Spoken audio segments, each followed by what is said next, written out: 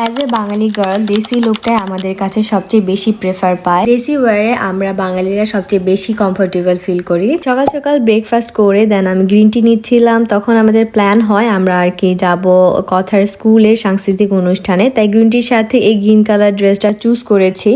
এটা নিয়েছিলাম আমি আলাউদ্দিন টাওয়ারের গ্রাউন্ড ফ্লোর থেকে। সেখানে পাকিস্তানি ইন্সপায়ার্ড এবং পাকিস্তানি অরিজিনাল খুবই সুন্দর সুন্দর ড্রেসেস পাওয়া যায়। আর সাথে আমার ফেভারিট এই ব্যাগটা পেয়ার আপ করবো। ফার্স্টলি আমি আমার ফ্রন্ট হেয়ার গুলাকে ক্লিপ দিয়ে আটকে নিচ্ছিলাম যাতে মেকআপ ভিডিও করার সময় সামনে এসে ডিস্টার্ব না হয়। ইদানিং আমার অনেকগুলো বেবি হেয়ার গ্রো করছে।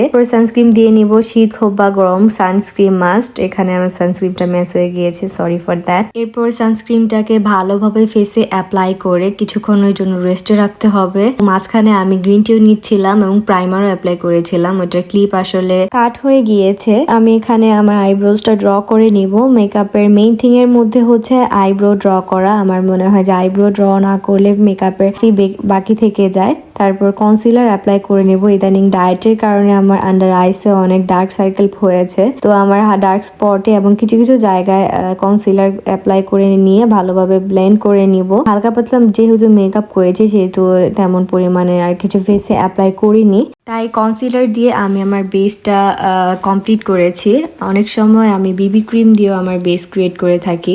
কিছু কিছু জায়গায় মনে হচ্ছে যে কনসিলার হয়নি, তাই আবার একটু হাত দিয়ে অ্যাপ্লাই করে নিয়েছি। আমি যত চাই দিয়ে ব্লেন্ড করি না কেন, ব্রাশ বা পাফ দিয়ে হাত দিয়ে ব্লেন্ড করার মতো স্মুথ এবং সুন্দর ফিনিশিং কোনোটা দিয়েই পাওয়া যায় না। আমি আমার কনসিলার গুলোকে একটু নেকেও দিয়ে নিচ্ছিলাম যেখানে যেখানে মনে হয় যে বেশি হয়ে গিয়েছে। তারপর একটা লিকুইড ব্লাশ দিয়ে নিব, ড্যাব ড্যাব করে ওইটা আবার একটু ব্রাশ দিয়ে ব্লেন্ড করে দিব। ব্লাশ জিনিসটা আসলে খুবই পছন্দের জিনিস মেয়েদের মেকআপ মানে মেকআপের সব প্রোডাক্ট গুলাই পছন্দ। এক একজনের মেকআপ স্কিলস এক এক রকম, এক একজন তার মেকআপ এক এক রকম ভাবে করে থাকে। ব্লাশ অ্যাপ্লাইয়ের পর একটা ফেস পাউডার দিয়ে আমার বেসটা সেট করে নিব।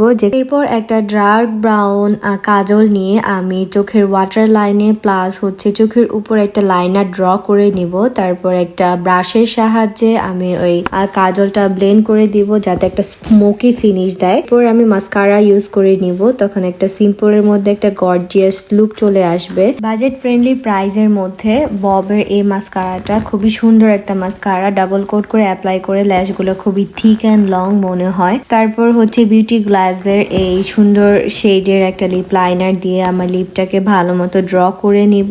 তারপর মাঝখানে একটা রেড কালারের টিন্ট অ্যাপ্লাই করে নিব যেটা আমি রেগুলার বেসিস ইউজ করে থাকি। এরপর এই লিপ অয়েলটা দিয়ে নিব উপরে যাতে লিপটা একটু গ্লসি লাগে। লিপ কম্বোটা তোমরা পেয়ে যাবা সাজরঙ্গ পেজে, আমি পেজটা তোমাদেরকে মেনশন করে দিব। তো lastly but not the least আমি আমার ব্লাশটা অ্যাপ্লাই করে নিব। তারপরে আমার মেকআপ অলমোস্ট ডান। দেন হচ্ছে আমি ড্রেসটা চেঞ্জ করে নিব।